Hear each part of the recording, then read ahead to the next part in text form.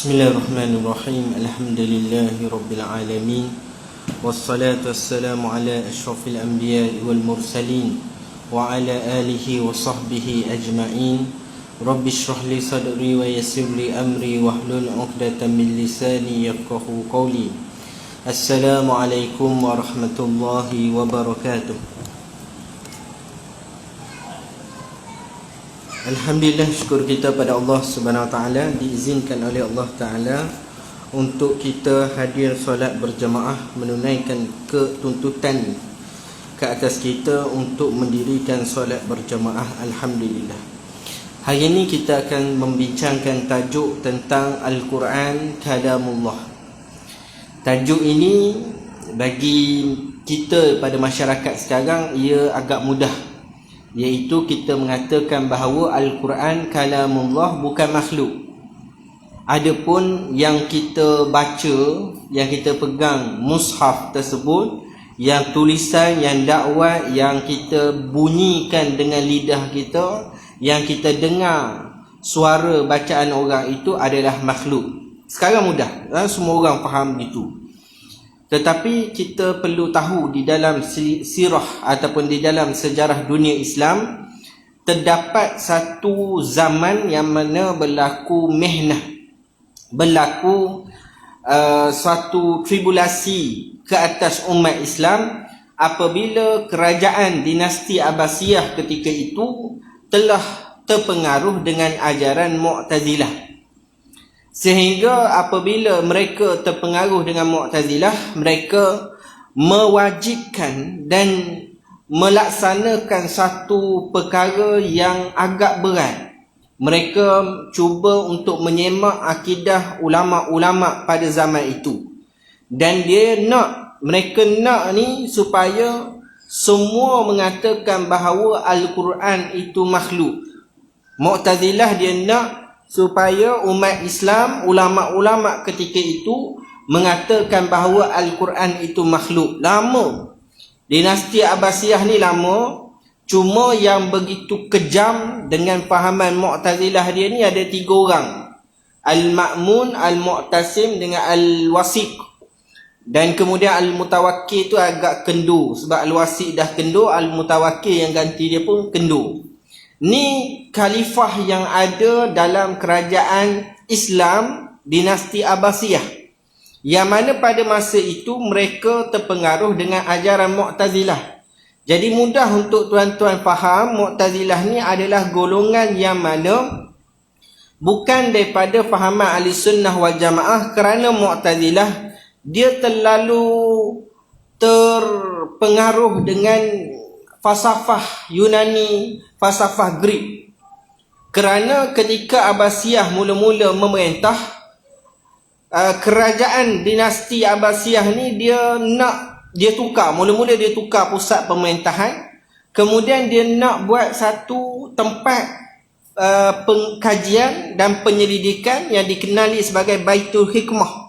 Baitul Hikmah yang mana antara kajian dan penyelidikan yang dibuat adalah menterjemah apa yang telah ditulis dan dibahaskan oleh Yunani, ilmuwan-ilmuwan Yunani, ilmuwan-ilmuwan Farsi dan sebagainya, dia terjemah.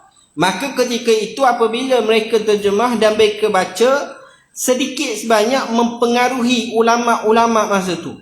Maka ulama-ulama masa tu antaranya Mu'tazilah. Mereka terpengaruh dengan ajaran yang dibawa di dalam kitab tersebut, yang dibawa dalam falsafah Yunani tersebut, sehingga menjadi sebahagian daripada akidah mereka. Jadi mereka, antara perjuangan Mu'tazilah ketika itu adalah mewajibkan semua orang menyatakan bahawa Allah Ta'ala menurunkan Al-Quran dan Al-Quran itu makhluk. Dan ramai orang yang kena. Ramai orang. Imam Syafi'i kena. Anak murid Imam Syafi'i, Imam Al-Buaiti kena. Kena tangkap, diseksa, dipenjarakan, dibunuh dan sebagainya. Macam-macam. Antara yang kena adalah Imam Ahmad bin Hanbal, murid kepada Imam Asy-Syafi'i. Imam Ahmad bin Hanbal pengasas kepada mazhab Hanbali.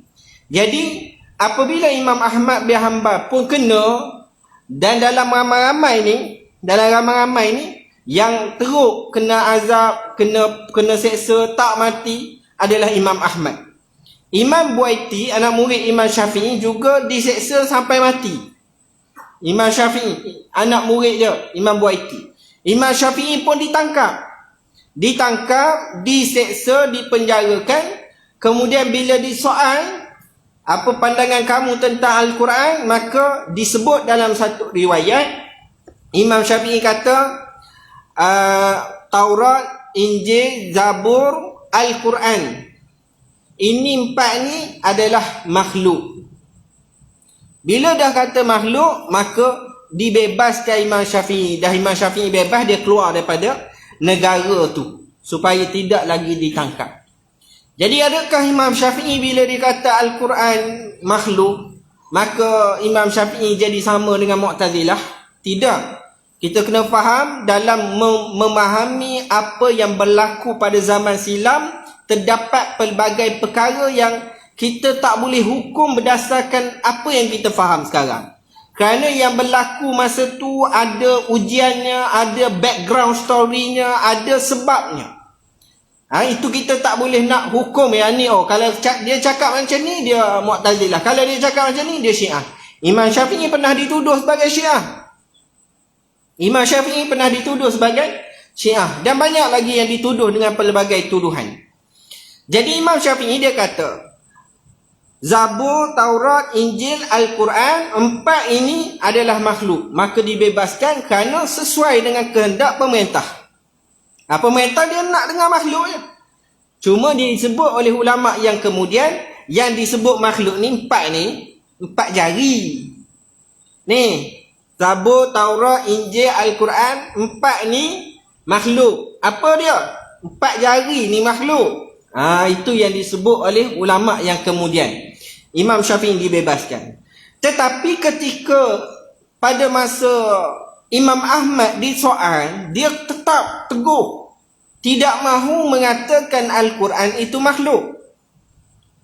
Kuat pendirian Imam Ahmad, sehingga ke Imam Ahmad dia bukan sekadar pada pendirian dia bahawa Al-Quran itu adalah qadim, makhluk kalamullah yang bukan makhluk, tetapi dia sampai menghukum sesiapa yang mengatakan Al-Quran itu makhluk dengan tuduhan ataupun label yang tertentu. Contohnya disebut dalam kitab ini, Imam Ahmad mengatakan, barang siapa berkata bahawa Al-Quran itu makhluk, maka dia adalah Jahmi, golongan Jahmiyah, bukan Ahli Sunnah. Barang siapa berkata Al-Quran itu kalamullah, padahal dia tidak menentukan bukan makhluk atau makhluk, maka dia adalah Al-Waqifi. Barang siapa yang berkata bahawa yang dinisbahkan kepada lafaz dengan Al-Quran itu makhluk, maka dia adalah ahli bid'ah. Ini Imam Ahmad itu. Sedangkan Al-Qarabisi, Abdullah bin Kullab, Abu Tur, Daud bin Ali, dan ramai lagi ulama' yang sealiran pada rangkaian mereka berkata, sesungguhnya Al-Quran yang mana Allah Subhanahu Wa Taala berkata-kata dengannya merupakan salah satu daripada sifat-sifatnya, tidak harus dikatakan makhluk. Dan sesungguhnya bacaan pembaca dan perkataannya dengan Al-Quran adalah usaha dan perbuatannya, dan ia adalah penghikayatan daripada kalamullah. Ulama Hanabilah yang terdiri daripada kalangan murid Imam Ahmad bin Hanbal telah memulau Imam Husain Al-Qarabisi, membid'ahkan dan mencercanya. Tindakan yang sama dilakukan ke atas ulama yang berkata seperti perkataan Al-Qarabisi. Jadi yang timbul jadi masalah ni adalah apabila Imam Ahmad dia mutlakkan, dia kata siapa yang kata Al-Quran itu makhluk, maka ahli bid'ah. Siapa yang tak tentukan sama ada Al-Quran itu makhluk ke bukan makhluk, dia tak tentukan, dia Al-Waqifi. Sesiapa yang kata Al-Quran itu adalah makhluk, maka dia adalah Jahmiyah. Macam-macam macam-macam dakwaan. Maka bila Imam Ahmad cakap, ni ulama besar, ulama imam hadis. Jadi bila ulama besar cakap, anak murid dia ikut, pakai ikut semua. anak murid Imam Ahmad bin Hanbal. Maka inilah yang menjadi mihnah yang kedua. Mihnah yang pertama adalah pada ketika mana Imam Ahmad dipenjarakan, diseksa oleh Mu'tazilah. Masa tu mihnah, ujian, dugaan yang pertama yang berlaku adalah pemerintah Mu'tazilah. Mihnah yang kedua, yang saya sebutlah mihnah yang kedua adalah apabila anak murid Imam Ahmad, dia mengambil kalam Imam Ahmad, pegang betul sehingga apa-apa yang bercanggah maka dia tolak. Maka dia antara yang ditolak adalah Imam Al-Bukhari. Antaranya adalah Imam Al-Bukhari yang karang kitab Sahih Bukhari. Jadi Imam Bukhari ni kita kenal. Sehingga ulama mengatakan bahawa kitab Sahih Bukhari itu asahul kutub ba'da kitab Allah. Kitab yang paling sahih selepas kitab Allah, selepas Al-Quran. Memang semua orang zaman sekarang sampai orang sanjung Imam Bukhari tu, sampai tak nak rujuk Imam Mazhab, nak rujuk Imam Bukhari. Seorang ulama yang alim, hebat. Tetapi Imam Bukhari dia hebat kemudian. Orang sanjung, orang melihat darjatnya, kitabnya diangkat, dimuliakan. Kemudian sedangkan pada akhir hayatnya dia dibuang, diusir daripada tempatnya. Dan bila dia pergi ke tempat baru, orang persoal sebab khabar yang cerita Imam Bukhari sebut Al-Quran itu makhluk telah tersebar. Maka bila Imam Bukhari pergi tempat baru, baca hadis, orang tanya, 3 kali orang tanya. Imam Bukhari tak nak jawab, tapi 3 kali orang tanya. Last sekali Imam Bukhari kata, Al-Quran itu kalamullah. Tetapi apa yang kita baca, apa yang kita dengar ni, ini saya tambah, apa yang kita baca, kita dengar, kita lafazkan, itu adalah makhluk. Bila cakap macam tu, maka dia pun viral. Viral, mulut ke mulut viral, sehingga Imam Bukhari masih lagi di boykot. Macam tu sekali. Memang berlaku pada zaman tu. Jadi sebab itu Imam Al-Bukhari, kalau ikutkan kalam dia, kenyataan dia tu sama dengan pegangan kita sekarang. Al-Quran kalamullah. Apa yang kita baca ni adalah bunyi suara yang kita keluarkan. Itu makhluk ke kalamullah? Yang kita baca ni, suara kita ni, makhluk. Yang kita lihat tulisan, dakwat, kertas, itu apa dia? Makhluk. Yang kita pegang mushaf Al-Quran yang dicetak itu kita pegang, apa dia? Kertas, jilid, cover dia, itu makhluk.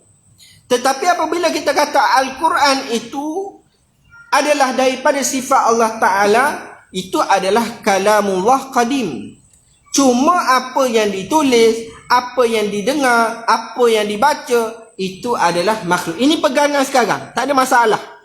Tetapi apabila ketika itu mihnah yang kedua daripada golongan Hanabilah, pengikut-pengikut Imam Ahmad, maka menyebabkan Imam Al-Bukhari, sebenarnya Imam Bukhari ni anak murid Imam Ahmad. Imam Bukhari ni memang sebenarnya anak murid Imam Ahmad, maka dia dipulau.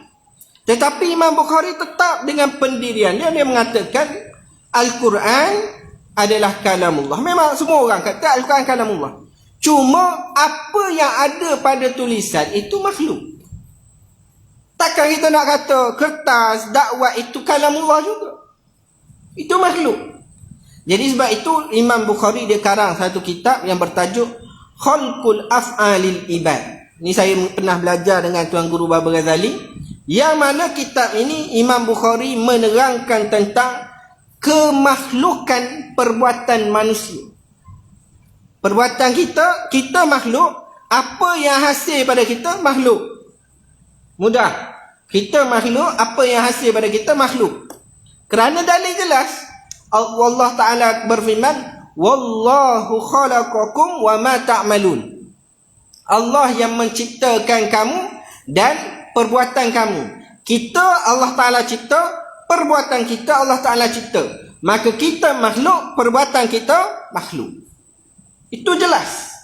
Sebab itu disebutkan oleh para ulama bahawa contohnya Imam Tajuddin As-Subki sebut dalam kitab Tabaqah Al-Kubra maka sesungguhnya kebenaran itu menyebelahi Imam Al-Bukhari, kerana tidak menjadi keraguan lagi bagi orang yang berakal bahawa lafaz daripada Al-Quran itu adalah sebahagian daripada perbuatan yang baharu yang mana ianya makhluk bagi Allah.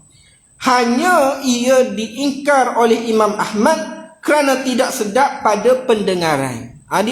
Imam Ahmad tak boleh terima apabila Al-Quran apa-apa segi pun disebah kepada makhluk. Imam Ahmad tak boleh terima.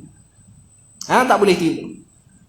Sebenarnya sebelum Imam Ahmad, yang sebenar yang kita nak bincang pada malam ini adalah sebelum Imam Ahmad, Imam Abu Hanifah lebih awal daripada itu juga berpandangan bahawa Al-Quran kalamullah. Namun apa yang ditulis, yang dibaca, dihafal dan sebagainya itu adalah makhluk. Itu pandangan Imam Abu Hanifah. Imam Abu Hanifah. Kita tengok beza umur Imam Abu Hanifah dengan Imam Ahmad ni, kita tengok Imam Abu Hanifah lahir pada tahun 80 Hijriah. Meninggal pada 150 Hijriah. Mana 150 Hijriah dahulu Imam Abu Hanifah dah ada pegangan dia, Al-Quran kalamullah qadim, tetapi yang kita baca itu adalah makhluk. Ini pegangan Imam Abu Hanifah. Imam Ahmad lahir pada 164 Hijriah. 14 tahun setelah Imam Abu Hanifah meninggal. Dan meninggal pada 241 Hijriah. Beza umur Imam Ahmad dengan Imam Abu Hanifah. Jadi Imam Ahmad tak salah. Saya tak kata Imam Ahmad salah.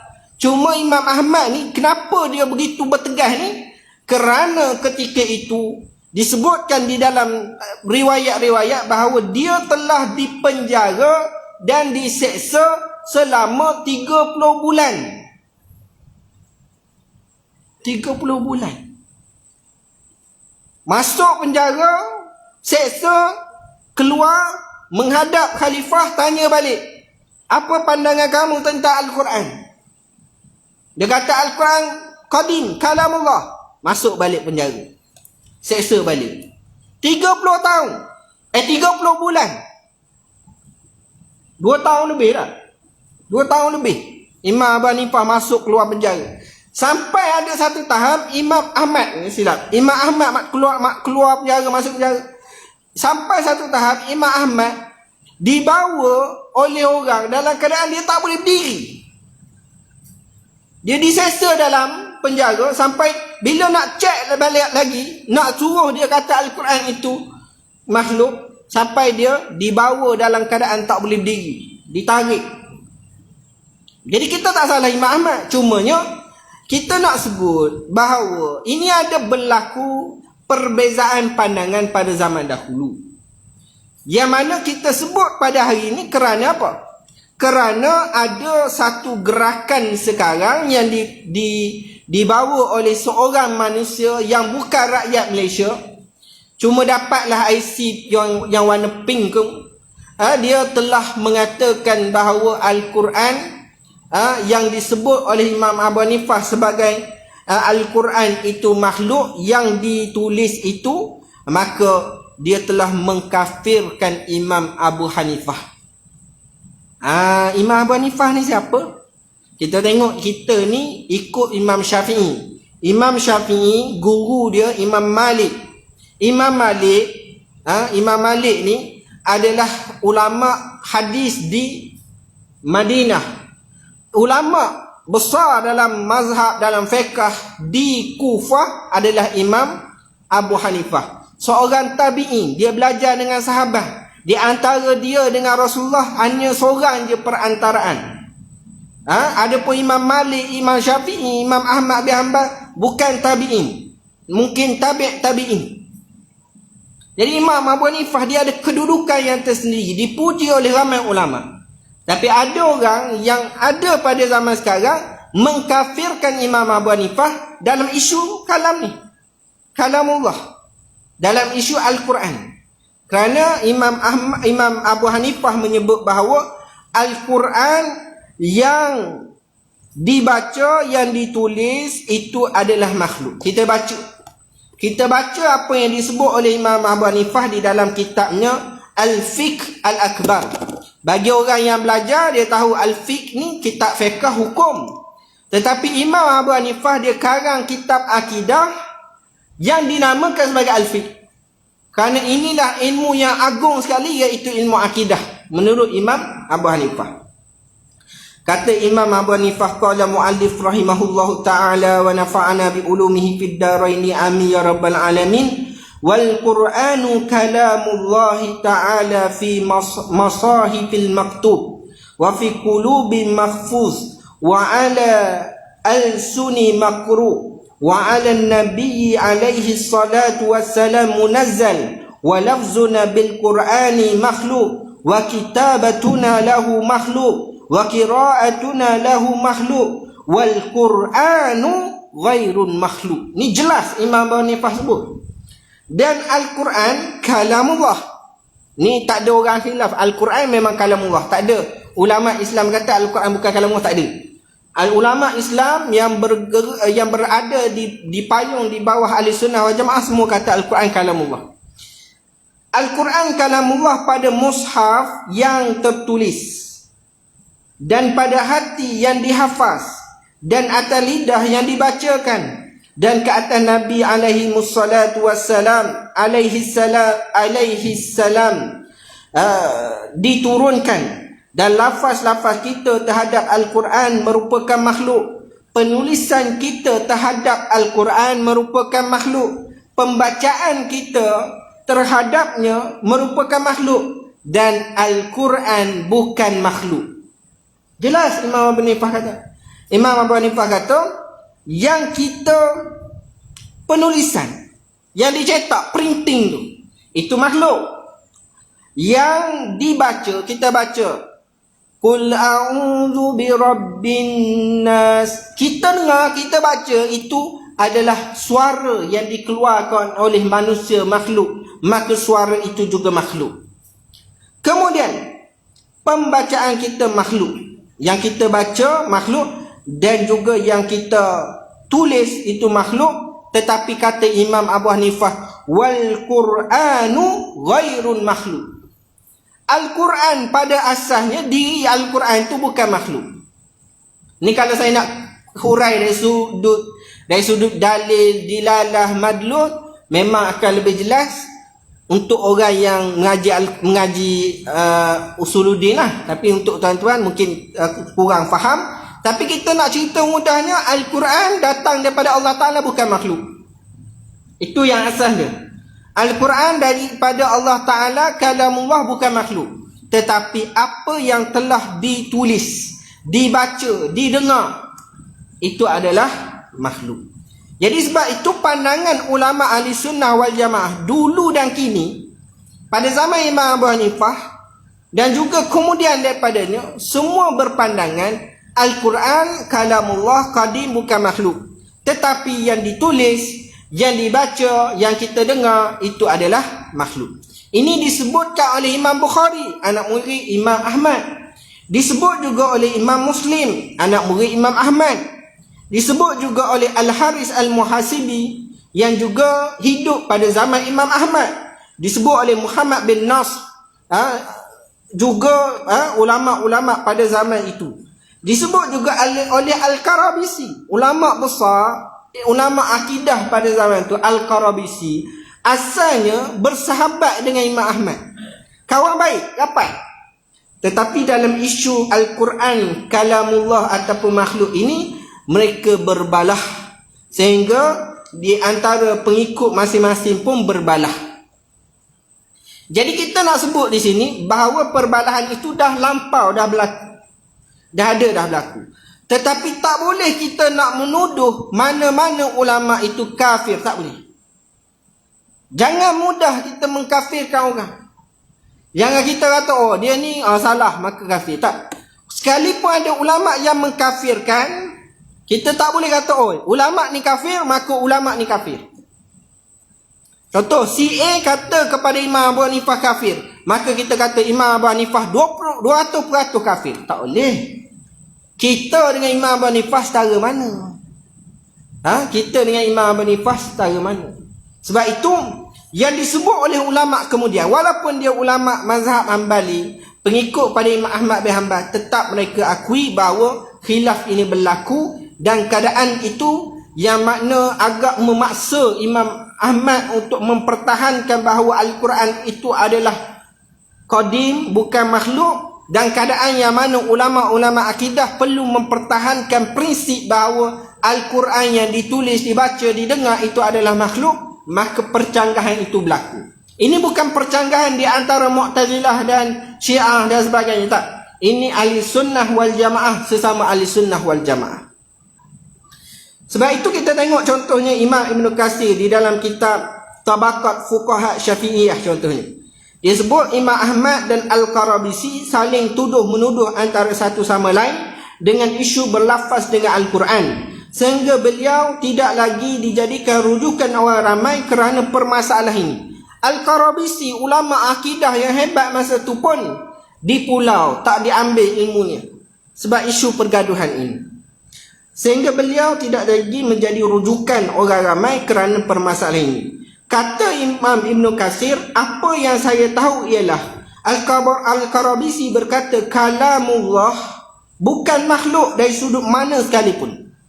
Al-Quran bukan makhluk dari sudut mana sekalipun, tetapi nisbah kita berlafaz, kita baca, keluar suara daripada mulut kita itu, yang kita baca Al-Quran itu adalah makhluk. Barang siapa tidak berkata, yang ini tidak beriktikad bahawa nisbah berlafaz dengan Al-Quran itu makhluk, maka dia menjadi kafir. Ini ialah kenyataan Al-Qarabisi yang diambil daripada Al-Bukhari, Daud bin Ali dan sebagainya. Imam Ahmad pula cuba ingin menutup pintu ini supaya tidak membawa kepada beriktikad bahawa Al-Quran itu makhluk.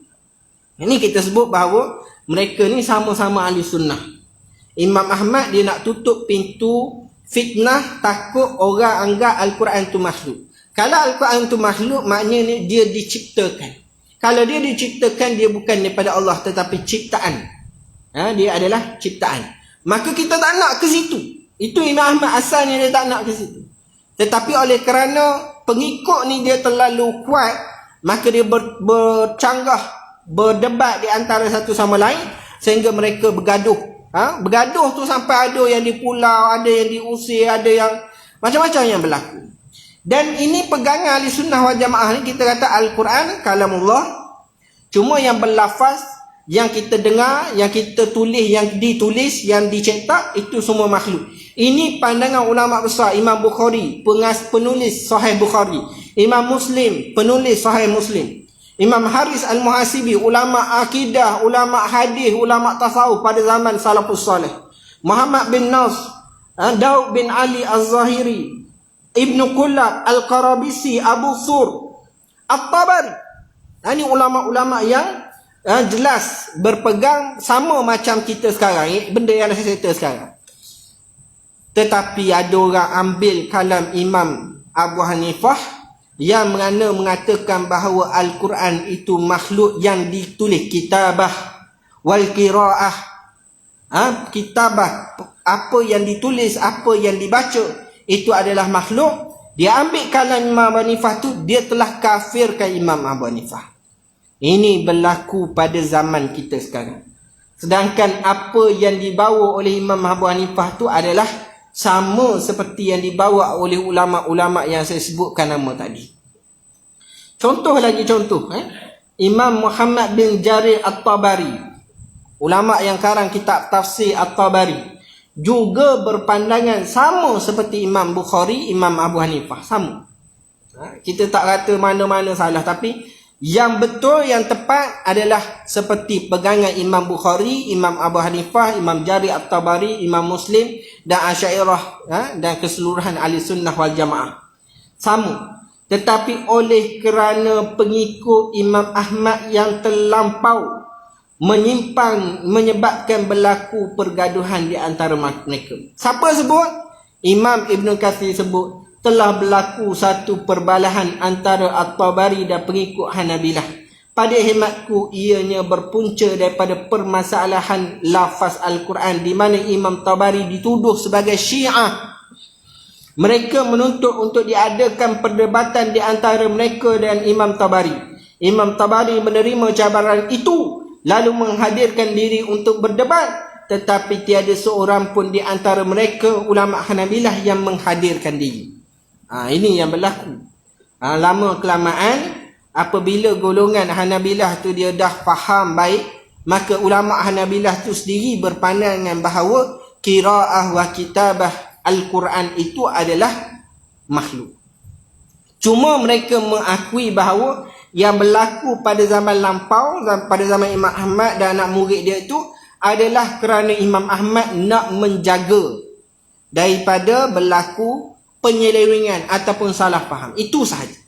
Itu sahaja. Maka sebab itulah kita kadang-kadang bila kita tengok ada orang ulama dia menilai Imam Abu Hanifah dalam bab hadis contohnya, dia menilai Imam Bukhari. Imam Bukhari itu dia karang kitab sahih, tetapi dalam ramai-ramai ulama hadis ada sebahagiannya mengatakan bahawa tidak boleh mengambil hadis daripada Imam Bukhari. Macam mana nak ambil hadis daripada orang? Dia kena diri dia sendiri tu seorang yang sikah, dipercayai. Tapi dia buat kitab sahih, dia sendiri hadis tak boleh diterima. Adakah kita nak ambil pandangan ini? Tidak. Tengok ada sebab. Kadang-kadang dia tersasul, kadang-kadang dia bergaduh dalam isu yang lain. Sebab itu ada jarah wa ta'dil ni dalam isu mengkritik perawi hadis ni. Dia kena tengok juga kenapa orang ni melemahkan periwayatan ulama ni. Kenapa ulama ni bermudah tentang periwayatan ulama ni. Kena tengok satu-satu. Jangan kita ambil je terus kita guna untuk nampak hebat. Semua ulama seluruh Islam ni pegang Imam Abu Hanifah, pegang Imam Bukhari. Kita nak nampak hebat, kita ambil kutip mana-mana pandangan ulama yang tolak Imam Bukhari, tolak Imam Abu Hanifah. Nampak cerdik ke bodoh? Bila kita berhadapan dengan manusia yang disokong oleh ribuan manusia, jutaan manusia, sehingga kita sebut sekarang kalau mazhab Hanafi ni adalah mazhab terbesar sekali, kerana disebut oleh para ulama pengaruh daripada kerajaan Turki Uthmaniyah, yang mana mazhab dia mazhab Hanafi. Jadi kerajaan Turki ni dia banyak tanah jajahan dia, semua jadi Hanafi. Jadi sekarang contoh di India, di Myanmar, di Bangladesh, di negara-negara Afghanistan dan tantan yang lain itu semuanya bermazhab Hanafi, berakidah Maturidi. Bolehkah kita nak tolak Imam Abu Hanifah dengan kita kata dia kufur? Tak boleh. Jangan mudah-mudah. Sekalipun ada pandangan ulama itu tidak dipegang. Mungkin berlaku begitu kerana perselisihan seperti ini. Saya tak kata siapa-siapa salah. Imam Ahmad tak salah, Imam Bukhari tak salah, Imam Muslim tak salah, Imam Tabari tak salah. Cuma dia ada isu pada zaman itu. Yang pernah saya sebut di sini contoh takrif iman di sisi Imam Abu Hanifah kelihatan sama seperti fahaman Murji'ah. Tafsir takrif iman di sisi Imam Syafi'i kelihatan sama seperti ulama-ulama Khawarij. Kenapa jadi sama? Kerana pada zaman itu mereka berhadapan dengan orang yang lain. Apabila Khawarij mudah mengkafirkan orang, apabila orang tidak solat, orang buat maksiat, dia terus tuduh kafir, terus jadi kafir. Maka takrif iman disebut adalah iman itu adalah kita berlafaz dengan lidah dan yakin dengan hati, tidak dengan perbuatan. Sebab Khawarij kata dengan perbuatan, maka kalau bercanggah dengan perbuatan dia tidak iman, dia kafir.